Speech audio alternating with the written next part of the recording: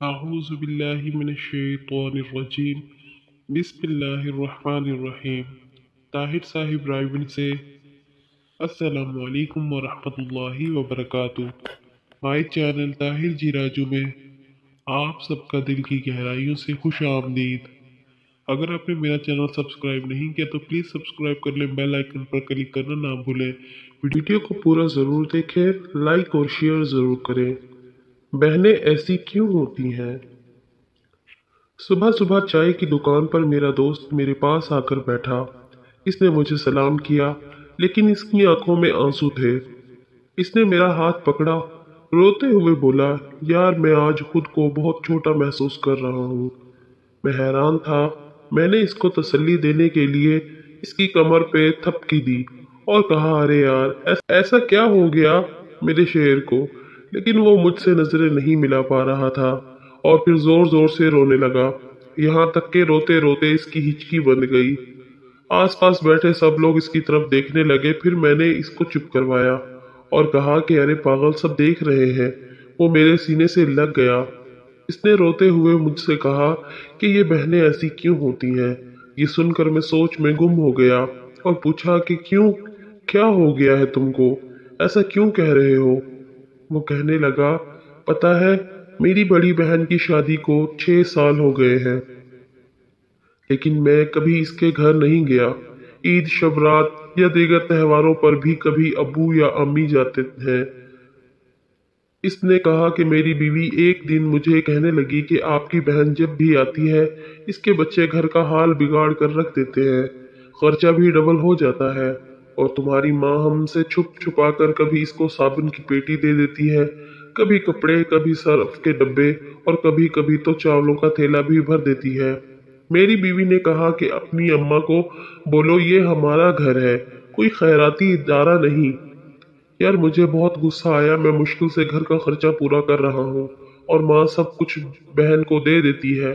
بہن ایک دن گھر آئی ہوئی تھی تو کھیلتے ہوئے اس کے بیٹے نے ٹی وی کا ریموٹ توڑ دیا، تو میں نے ماں سے غصے میں کہہ دیا کہ ماں بہن کو بولو یہاں عید پر ہی آیا کرے بس، اور یہ جو آپ صابن صرف اور چاول کا تھیلا بھر کر دے دیتی ہے نا، اس کو بند کرے۔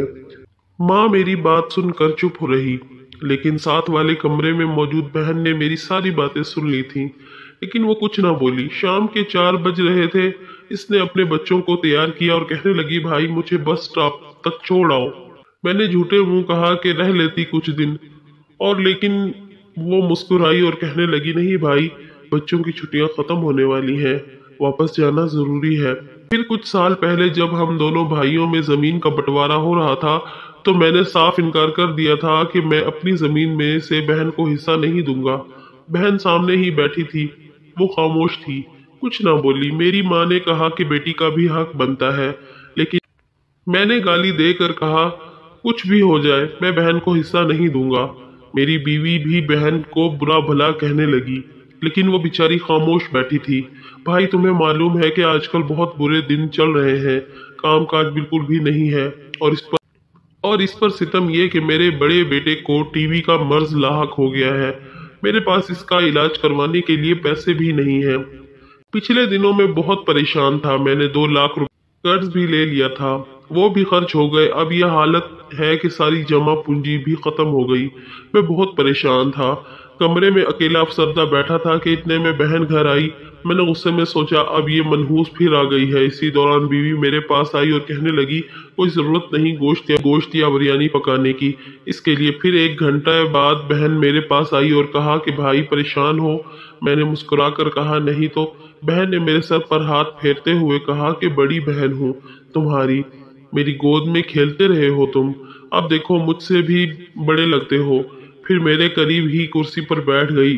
اس نے اپنے پرس سے سونے کے 2 کنگن نکالے، میرے ہاتھ میں رکھتے ہوئے آہستہ سے بولی، پاگل تو یوں ہی پریشان ہوتا ہے، تیرا بہنوئی شہر گیا ہوا تھا، بچے اسکول میں تھے، میں نے سوچا دوڑتے دوڑتے بھائی سے مل آؤں، یہ کنگن بیچ کر اپنا خرچہ کرو اور بیٹے کا علاج کرواؤ۔ اس نے بہت پیار سے کہا کہ کیا حالت بنا رکھی ہے، اٹھو نائی کے پاس جا کر اپنا حلیہ درست کرو، شکل تو دیکھو ذرا کیا حالت بنا رکھی ہے تم نے۔ بھائی میں گونگوں کی طرح خاموش بیٹھا تھا، بولنے کے لیے الفاظ نہیں تھے، और नमनाक आंखों से बहन की तरफ टिकटिकी बांधे देखे जा रहा था। वो आहिस्ता से बोली, किसी को ना बताना कंगन के बारे में, मैं तुमको, मेरी कसम है। फिर इसने मेरे माथे पे बोसा किया और 1,000 रुपये मुझे दिए, जो 100 और 50 के नोट थे। शायद वो इसकी जमा पूंजी थी। बहन ने मेरी जेब में पैसे डालकर कहा, बच्चों को अच्छा खाना लाकर देना, परेशान ना हुआ करो, तेरे बहनोई को तनख्वाह मिलेगी तो फिर आऊंगी। जाने से पहले इसने अपना हाथ मेरे सर पर रखा। जब वो जाने लगी तो मेरी नजर इसके पैरों की तरफ पड़ी तो देखा कि इसने टूटी हुई जूती पहनी रखी थी, पुराना सा दुपट्टा ओढ़ा हुआ था। जब भी आती थी वही दुपट्टा ओढ़ कर आती थी। हम भाई भी कितने मतलब परस्त होते हैं, बहनों को पल भर में बेगाना कर देते हैं और बहनें भाइयों का जरा सा दुख बर्दाश्त नहीं कर सकती। वो हाथ में कंगन पकड़े जोर जोर से रो रहा था। इसके साथ मेरी आंखें भी नम थीं। बहनें अपने घर में खुदा जाने कितने दुख सह रही होती हैं। कुछ लम्हे बहनों के पास बैठकर हाल पूछ लिया करे, शायद कि इनके चेहरे पे कुछ लम्हों के लिए एक सुकून आ जाए। ये तहरीर लिखते लिखते अल्लाह की कसम मेरे आंखों में भी आंसू आ गए।